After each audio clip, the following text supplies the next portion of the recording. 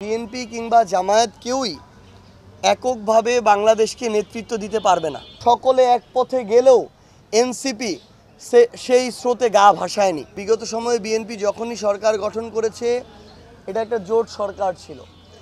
আবার আপনারা দেখে থাকবেন জামায়াত কখনোই এর পূর্বে শক্তিশালীভাবে সংসদে কখনো প্রতিনিধিত্ব করতে পারেনি। সো আমরা আমাদের জায়গা থেকে মনে করি যে এককভাবে এখনও বাংলাদেশের রাজনীতিতে কেউই শক্তিশালী না। আপাত দৃষ্টিতে যা দেখা যায় আর মাঠের প্রকৃত বাস্তবতার মধ্যে পার্থক্য আছে। সো আমরা মনে করি যে আগামীতে আওয়ামী লীগ এবং আধিপত্যবাদ প্রশ্নে বিএনপি কিংবা জামায়াত কেউই এককভাবে বাংলাদেশকে নেতৃত্ব দিতে পারবে না। এই জায়গায় এনসিপির শক্তিশালী প্রতিনিধিত্ব রাজপথে যেমন লাগবে সংসদেও প্রয়োজন। সেই লক্ষ্যে আমরা আমাদের জায়গা থেকে সাংগঠনিকভাবে শক্তিমত্তা বৃদ্ধির জন্য আমরা কাজ করে যাচ্ছি। এই জন্য জুলাই সনদের বাস্তবায়ন এবং আইনগত ভিত্তির প্রশ্নে সকলে এক পথে গেলেও এনসিপি সেই স্রোতে গা ভাসায়নি।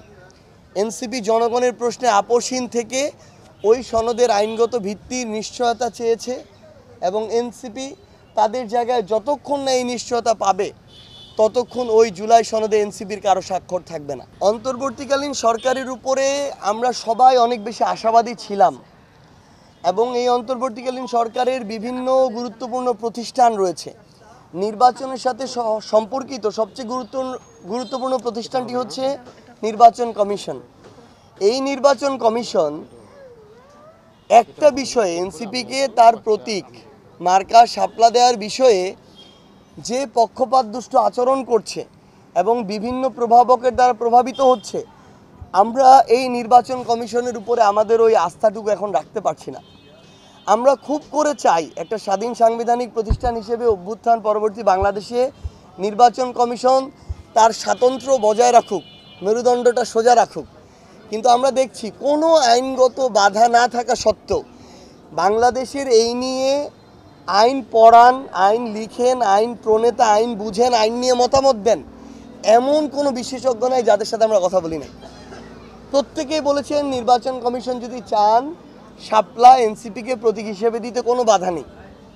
কিন্তু তারপরও যখন আমাদের সাথে এই স্বেচ্ছাচারিতা আচরণ করা হচ্ছে, আমরা মনে করি নির্বাচন কমিশন তার স্বকীয়তা ধরে রাখার মতো গার্ডস শো করতে পারতেছে না, কারো না কারো দ্বারা প্রভাবিত হচ্ছে।